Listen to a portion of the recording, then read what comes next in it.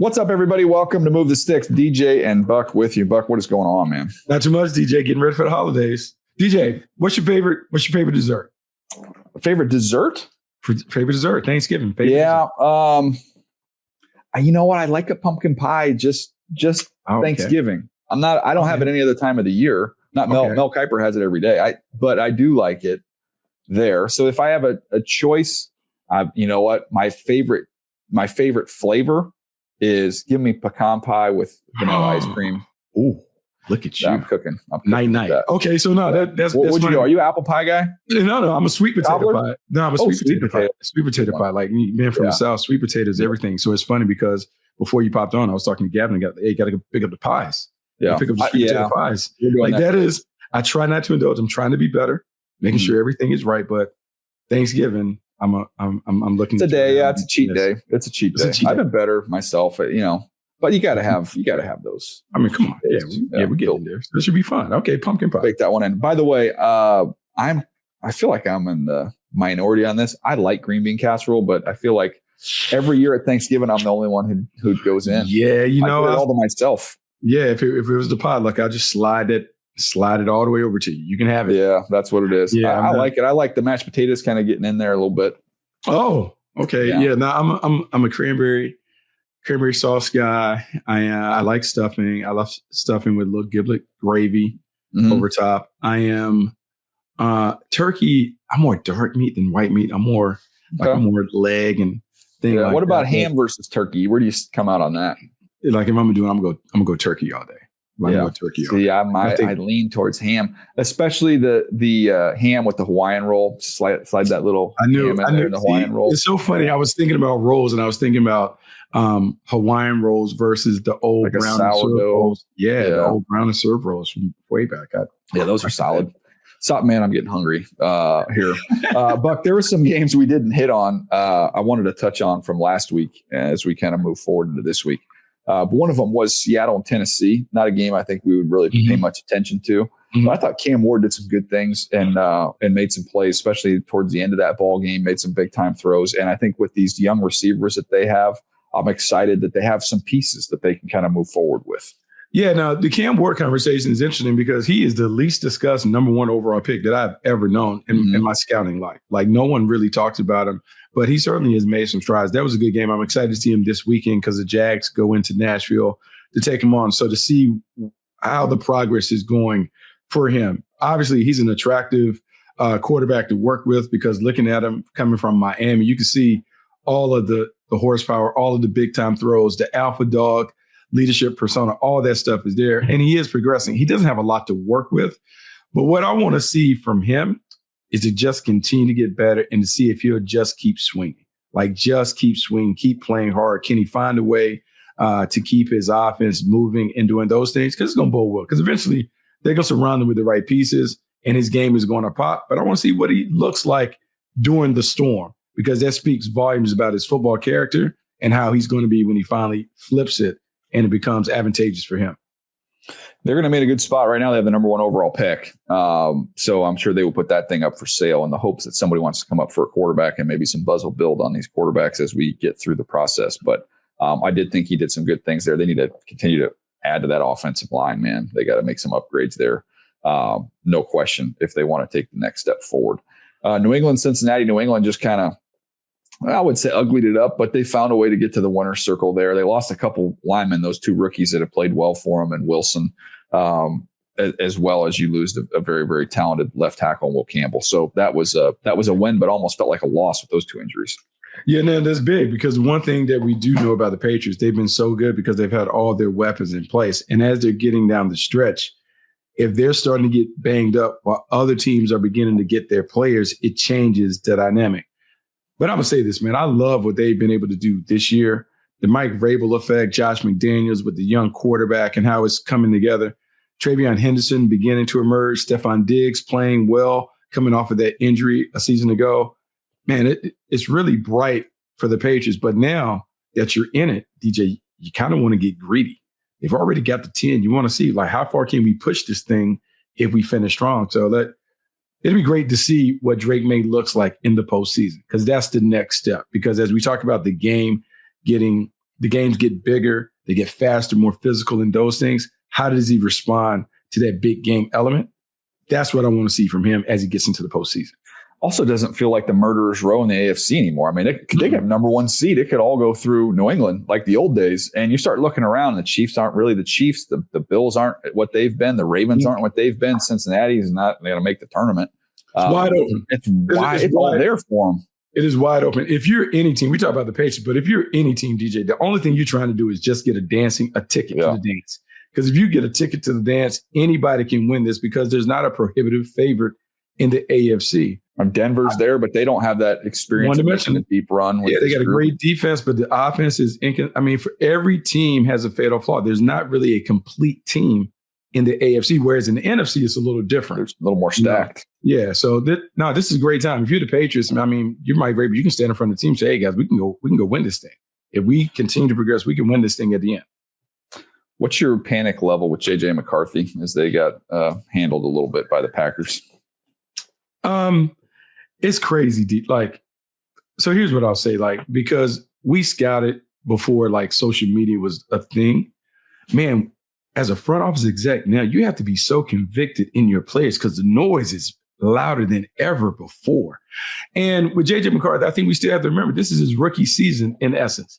He didn't play last year, off season, whatever. So he's 6-7 games in.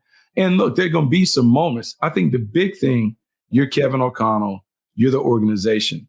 Man, you got to find a way to kind of weather the storm. And you got to find a way to get everyone on board while helping the young quarterback develop. The only way he's going to get better, he has to go through the struggle. You can't pull him out and yo-yo him thinking that it's going to get better. You got to stand firm in there. And he has to stand 10 toes down and find a way to get to the other side. Because once he gets to the other side, these lessons are going to help him, but he just has to do it. So I'm not panicked about it. I just know it's kind of part of the process. But that's also me saying it without a Vikings affiliation. And there's nothing that I have riding on the side. I can say, hey, have more patience. They're in a win now mode based on their roster, and the fan base is clamoring for them to go on. So I was thinking back to that draft, right? And you got those 6 quarterbacks that go towards the top of the draft in the top half of the first round. And the odds are they are what they are. Everybody can hit. Everybody can hit. So I was thinking of the knocks. If you're going to say, what were the fears of those quarterbacks? So Caleb was too much off schedule, right? Mm-hmm. And he's improved that big time from last year to this year. So that's great to see. Jaden Daniels, to be honest with you, it was more the frame. And is this guy built for the NFL to be able to hold up? Now, he held up the first year they went to the conference championship game, and this year he's been on the shelf. So that durability was the concern and has raised its head a little bit this year. Mm-hmm. Drake was okay, trying to be too much, trying to be a little bit too much Superman, trying to make hero plays.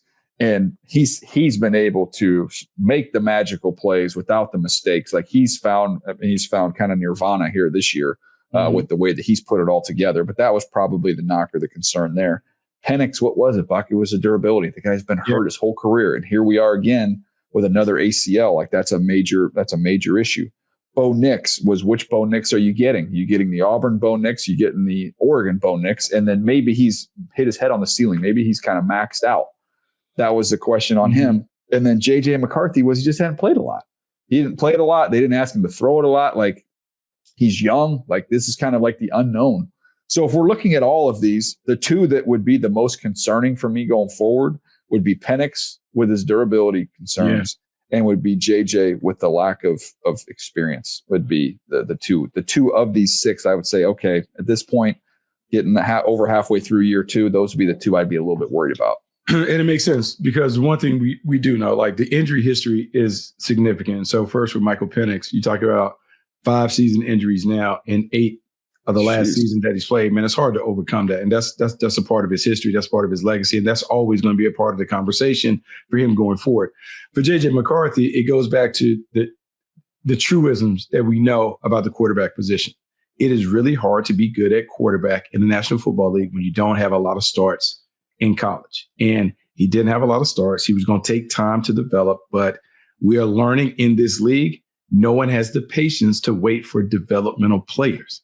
And maybe they can figure out a way to scheme it up and to trick it up until he kind of catches up with the speed of the game. But this was always going to be the struggle. Bo Nix had significant stars. Jaden Daniels had significant stars. Caleb Williams was a 3-year star. Like everybody else had experience. He didn't. And so what we're hoping on is that he can hit and figure it out. I just don't know if they have enough time to wait on him to catch up with the rest of the team. Yeah, no, it'll be interesting to follow that quarterback class, years down the road to see how it all pans out for him. Let's say this. What's the difference? Why is it working for Drake? Because Drake he only had 2 years of experience. Like the experience was comparable between the two. They put the game on his shoulder. That Carolina team, even when they had they had good backs. That offense, you watched them every week. That ran through Drake. He had a monster season the year before. First year, Carolina started. That offense never. JJ McCarthy. I mean, everybody go, okay, the Alabama game. Like you can find a game here or there, but that team did not run through JJ McCarthy. That team ran through the defense and the run game. Yeah, he had more moments. So he had moments of having to be the game changer, where Drake May had to own. I'm the game changer. This goes through me. I am not managing this team. This is my show. Let's go get it. Mm-hmm. Yeah, it was to use the acting thing, like he was the leading man and JJ McCarthy was a supporting actor. Yeah. So, that is where it is. We'll see how it goes going forward. But obviously Drake he's in a great place. They put a good group around him and coaches and players, and he's taken off. And right now you'd say he's the best of the bunch of this entire class. But interesting to see the playoff experience you're going to get. Caleb's got a good chance to make the playoffs this year. We talked about Jaden Daniels in the playoffs last year. Drake's going to be in the playoffs this year. Bo Nix last year and this year, most likely. So again, the two guys that you worry about are JJ and Penix. We'll see, what happens with them going forward, if anything changes there. A couple more results I wanted to get to you on here. We didn't talk about your Jags. Actually, we did talk a little bit about your Jags. Finding a way to eke one out in a little. Well, I got to ask you. I want to ask you this because I feel like I'm too close to the Trevor Lawrence situation. Yeah. So I want to ask you as an outsider, because you saw him a couple of weeks ago with the Chargers. You've seen him obviously when he was coming out. You've heard about him when he was a freshman at Clemson. He leads them to the Natty and all that other stuff. Like, what are your thoughts? Like, we're 5 years in, and he is still like polarizing when people have this discussion on who he is and what he's going to be as a franchise player. So I just remember when I was a kid, you're playing Little League and they would tell you like, you want it so bad, Buck. You remember them saying like, hey, I can see your white knuckles. You are squeezing the life out of the bat. Like, relax, loosen up. He plays to me like somebody whose shoulders are scrunched up. Like it's just, he's very tight. I don't know. That's what I thought just watching him. I thought, okay, they can scheme some things and give him some things and he can hit it. But I did not see a guy who was playing confident, relaxed, loose. It just didn't look like the same guy that I saw. I saw him play in college multiple times. And that was a more confident version of who he is. So I got to ask you this because I wanted, and then to get to the conversation that Liam Cohen had with him about just let it rip. Yeah. Defensive-minded coaches, defensive coaches, or some coaches teach ball security first, playmaking second. As a quarterback and someone who's been that, how does that change your mindset if someone is always telling you, like right before you break down, hey, take care of the ball. Yeah, hey, take care of the ball. So to go from that to now have someone that's telling you, hey, man, let it go. We can live with an interception or two. How hard is it for you to do the brain flip, even from scaling it down and being conservative to know, hey, let it rip, be more aggressive? Yeah, to me, it's why you almost have that mental coach, someone, a psychologist you can talk to, because I firmly believe in that. You can have it's like when we talked about the golf stuff. You never want to think, don't hit it in the water, don't hit it in the trap, don't hit it out of bounds. You want to think, I'm attacking. This is where I'm going. I can see it. I can visualize it. I'm going to get it there. And it's an aggressive mindset. I don't think you're ever going to be successful at that position if you're passive and if you're scared. If you're so worried about turning the ball over and making a mistake, and that's organizations have failed a lot of quarterbacks by beating that into their head. I think that's a major issue. It's tough to overcome too when you've been programmed that way. Yeah, because I think that's where he's at, and that's where he's trying to come out of. And I would say watching it this week against the Cardinals. As you know, man, it's hard when you turn it over 4 times and when you have 3 interceptions, but to keep throwing, I would say that might have been the breakthrough in terms of he never let it he never scaled it back. The throw that he made to Parker Washington in the end zone was a big time throw. And for him to continue to make those throws, I think it speaks to him maybe beginning to turn the corner in terms of being a guy that can play free and loose and go after it while having some turnovers. Because some guys, you just have to know, hey, they're going to turn the ball over. Like this is, you bake that into the plan and understand it. But I think he has to play to the line or to the edge for the team to maximize who they can be with him. I think there's different turnovers, though. I think interception-wise, like I saw Phillip Rivers throw a lot of interceptions covering him with the Chargers over the years, but it was always, I'm going, I'm attacking. You know what I mean? Like it was an aggressive mistake. It wasn't kind of a not a confident throw, and the ball might take off on you, and you get some picks. Phillip will live with it. He just snapped his chin strap. He just snapped his chin strap, and that went in one ear out the other. Like he moved on, and well, I mean, like that's because I was thinking about it with Darnold. Like Darnold's thrown some interceptions, but Darnold, what I've been impressed with him this year is that he's had a game like that, and then he just flushes it, and he didn't affect him. Like he's still attacking, he's still pushing the ball down the field. So I think within that game you're discussing, maybe that is a good sign for him going forward that he was able to stay on the attack a little bit. Yeah, that's a good point with Darnold. And even on Monday night, watching Brock Purdy throw 3 interceptions. Like, how hard is it to keep firing when you do have some turnovers? And some of them are bad, some of them are, deflected balls. But can you just pick the ball up and continue to go after it? It's one of those things we talk about with quarterbacks. I need to see them have a little adversity in college. What do they look like when they throw an interception? What does the next few passes look like right after the interception? Do they scale it back or do they go right back to it? And they're just as aggressive as they were previously. Well, are you surprised at all that Baltimore's back in first place after that win? No, because I think we talked about it. Here's what I would say about Baltimore. That organization. I would give John Harbaugh a lot of credit. When the noise is loud and people are talking about all the changes, he just stays the course. They made some changes defensively, obviously moving Kyle Hamilton down in the box. They got the trade. Malachi Starks goes back to playing a little more center fielder action. The defense is beginning to come together and keep everything in front. And then offensively, man, when you get Lamar Jackson back, it changes a lot of what they do. I think the main thing for the Ravens is they lost some games early that you wouldn't think would shake their confidence, but it shook their confidence. Derrick Henry fumbling early, some of those things. But DJ, they're the favorite to win the division now. They're playing better than Pittsburgh. They're a dangerous team. They're a more dangerous team than Pittsburgh. It took them a while to find their way, but they're all the way back. Yeah, I mean, the interesting thing is, they win that game, and I think Lamar was great. Derrick Henry averaged 3 yards a carry, did get in the end zone twice. I don't think that they've found themselves offensively. For all the talk about the defense struggling earlier, I don't know this offense is in any rhythm or in sync. Mm-hmm. But again, in a wide open AFC, if they get in, they've been in there. They've been there, done that before. And I think there definitely is another level from where they're playing right now that they can get to. Well, here's the thing that I think we'll talk about when we get to the tournament. For your team to win, you have to have a quarterback that can give you the magic in the fourth quarter. So when I look at the teams that are sizing up in there, and we talk about the quarterback position or whatever, we know Josh Allen can go to another level. We know that Patrick Mahomes can go to another level. Lamar Jackson can go to another level.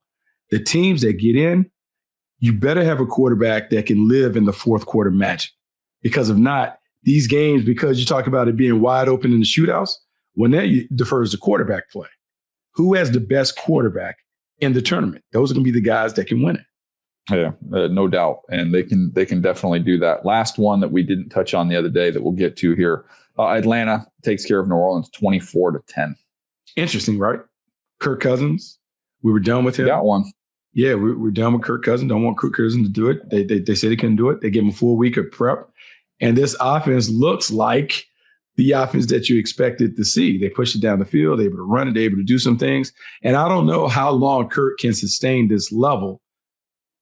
But you can't tell me that the offense didn't look different with him at quarterback.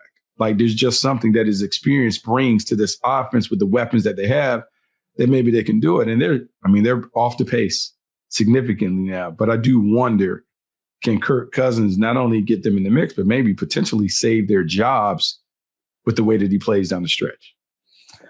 New Orleans, and we'll see if they'll do it now. But to me, and they're going to have they might have the second pick. They could end up having the first pick when it's all said and done. Let's finally do the rebuild that they've needed to do the last couple of years. Strip this thing down, man. Man, younger, faster, more athletic, more dynamic. Like, go all the way in. But it takes a full commitment from everybody to understand what it could look like when you play all these young guys. Like, you have to play them. But DJ, you got to play them. The only way they get experience is you have to play them, and you have to be able to live through their mistakes. If you're unwilling to live through the mistakes, your team will never be what it could be. With the young guys, they have to play, and you have to be okay with them playing. Yeah, I don't know. There's not a lot of pillars here that they can take with them to build off of going into next year. When you look at some of their key players, it's just put a Band-Aid off. Tough to get super excited there. That Cam Jordan's leading them with 4.5 sacks. Granderson's got 4.5 sacks. I mean, to me, they need some juice, man. They need some young guys who can run. How long have we had this conversation about? We've been saying it for a couple of years. Just rip it off and do it, man. Like a 5-year conversation about the Saints needing to get younger, more dynamic.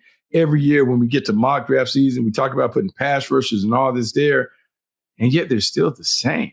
Yeah, I feel like this is one where you have to, if you're the general manager, you have to like cut them all. And Kellen Moore goes, "Hey, Kellen, go on vacation," and then he comes back and everyone has been cut and let go. Yeah, and you're like, "Oh, I don't have anybody." Like, man, it's not a 1-year fix. And Tyler Shucks made some nice throws, can move around a little bit, but I don't know if that's the answer for them. So a lot of work to be done there. I do want to remind everybody coming up, the NFL continues to honor and commemorate the late John Madden with the 4th annual John Madden Thanksgiving celebration on Thursday, November 27th. A special NFL-produced Madden Hallmark will kick off each broadcast, conveying what Thanksgiving meant to him in his own words. So very cool, able to honor John Madden and all that he meant to those Thanksgiving games. And we got a good slate of games. Looking forward to just getting some good food, hanging out with the family, and watching some football. There's nothing better on a Thursday, no question. Nah, nothing. It should be fun, man. I'm looking forward to it. All right. Well, there you go. Quick one today. Hope you guys enjoy it, and we will see you next time right here on Move the Sticks.